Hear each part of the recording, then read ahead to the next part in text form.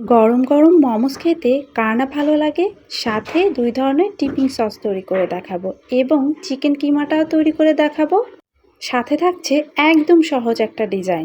আজ তৈরি করে দেখাবো চিকেন মোমো এবং একদম সহজ উপায়, কোনো রকম স্টিম করার ঝামেলা ছাড়াই তৈরি করে দেখাবো। প্রথমে সস তৈরি করে দেখাচ্ছি। ধনেপাতা সসের জন্য হাফ কাপ ধনেপাতা, এক টুকরা লেবু, দুইটা কাঁচামরিচ, এক টুকরা রসুন, কয়েক টুকরা আদা। আর এখানে চাট মশলা নিয়ে নিয়েছি হাফ চামচ। আপনাদের কাছে চাট মশলা না থাকলে আপনারা জিরা গুঁড়া করে দিতে পারবেন। উপকরণ ব্লেন্ডারে দিয়ে আমি 3 টেবিল চামচ পানি দিয়ে দিলাম, হাফ চামচ লবণ দিয়ে দিয়েছি এবং 1 টেবিল চামচ চিনি দিয়ে দিলাম। অবশ্যই এখানে চিনিটা অ্যাড করবেন, চিনিটার কারণে কিন্তু টেস্টটা অনেক বেড়ে যাবে। এবং সবার শেষে দিয়ে দিলাম 2 টেবিল চামচ টক দই। ব্যাস ব্লেন্ড করলেই তৈরি হয়ে গেল আমাদের ধনেপাতার চাটনি। এটা এতটাই টেস্ট হবে যে এমনিতেই খেয়ে ফেলতে ইচ্ছা করবে। এখন চিলি অয়েল ডিপিং সসের জন্য 1 টেবিল চামচ চিলি ফ্লেক্স, 1 চা চামচ সাদা তিল, 3 টেবিল চামচ গরম করা তেল, 1 টেবিল চামচ সয়া সস, 1/4 চা চামচ লবণ আর 1 টেবিল চামচ চিনি, 1 চা চামচ সিরকা এবং 1 টেবিল চামচ পানি। সবগুলো উপকরণ মিশিয়ে নিলেই তৈরি হয়ে যাবে চিলি অয়েল ডিপিং সস। তৈরি হয়ে গেল আমাদের 2 ধরনের সস।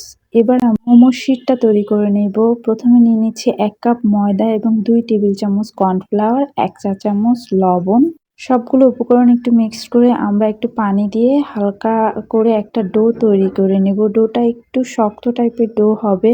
আমার এখানে হাফ কাপ পানি লেগেছে এই ডোটা তৈরি করতে এবং আমি এখন একটু তেল দিয়ে এটাকে সাইডে 15 মিনিটের জন্য রেস্টে রেখে দিব। এটা যতক্ষণে রেস্টে থাকবে ঠিক ততক্ষণে আমরা মোমোর কিমাটা তৈরি করে নিব। আমি এখানে চিকেন ব্রেস্ট নিয়ে নিয়েছি একটা এবং এভাবে চপ করে করে আমি চিকেনটা তৈরি করে নিব। চপ করে কিমা করলে কিমাটা খেতে কিন্তু ভালো লাগে। ব্যাস এবার কিমাটায় কিছুটা মশলা মিক্স করে নিব। 2 টেবিল চামচ পেঁয়াজ কুচি, 2 টেবিল চামচ টমেটো কুচি, 1 চা চামচ কাঁচামরিচ কুচি, 2 টেবিল চামচ ধনেপাতা কুচি, 1 টেবিল চামচ সয়া সস আর নিয়ে নেব কিছু শুকনো মশলা। এখানে হাফ চা চামচ রসুন গুঁড়া, হাফ চা চামচ আদা গুঁড়া এবং হাফ চা চামচ গরম মশলার গুঁড়া আর হাফ চা চামচ কালো গোলমরিচের গুঁড়া। আমি যেহেতু গোলমরিচ দিয়েছি তাই কাঁচামরিচটা একটু কম দিলাম। এখন সবগুলো উপকরণ দিয়ে আমি চিকেনটাকে খুব ভালোভাবে মাখিয়ে নেব এবং চিকেনটাকে যেহেতু আমি সয়া সস দিয়েছি তাই এখানে জাস্ট হাফ চা চামচের মতন লবণ দিয়ে দিলাম। মাখানো শেষ। এবার এটাকে সাইডে রেখে দিব। আর আমরা যে ডোটা রেখেছিলাম ডোটা আমাদের তৈরি হয়ে গেছে। এখন এই ডো দিয়ে আমি 2টা রুটি বেলে নেব এবং রুটিটা দিয়েই আমি মোমোর শিটটা তৈরি করে নেব। একটা বয়ামের মগ দিয়ে আমি ছোট ছোট মোমোর শিট তৈরি করে নিচ্ছি।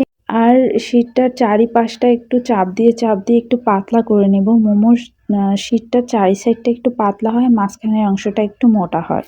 এখন একটু কিমা মাঝের অংশটায় দিয়ে মাঝের অংশটা সিল করে দিলাম এবং সাইড থেকে একটু কুচি তুলে দিয়ে আমি একটা মোমোর ডিজাইন করে নিচ্ছি। আমার কাছে এই ডিজাইনটাই খুব সহজ লাগে তাই আমি এই ডিজাইনটাই আপনাদেরকে করে দেখালাম। বাস দেখেন খুব সহজেই তৈরি করে নেওয়া যায় কিন্তু মোমোর ডিজাইন। আমি যেহেতু ফ্রাই প্যানে তৈরি করব তাই ফ্রাই প্যানে একটু তেল ব্রাশ করে মোমোগুলো ফ্রাই প্যানেই সাজিয়ে নিলাম। ব্যাস চুলায় দিয়ে আমি এখানে 1 কাপ পরিমাণ পানি দিয়ে দিলাম এবং ঢাকনাটা দিয়ে ঢাকনাটা ছিদ্রটা অফ করে দিয়ে এটাকে আমি রান্না করে নিব 10 মিনিটের মতন। 10 মিনিট এভাবে রান্না করার পরে এই তো 10 মিনিট পর দেখা যাবে আমাদের পানিটাও শুকিয়ে গেছে এবং মোমোটাও কিন্তু হয়ে গেছে। যখন মোমোটা দিয়ে এরকম গ্লেজ দিবে এবং ভেতরের অংশটা একটু ট্রান্সপারেন্ট দেখা যাবে তখন বুঝতে হবে মোমোটা হয়ে গেছে। মোমোর স্বাদটা 100% বাড়িয়ে দিবে এই ধনেপাতা চাটনিটা।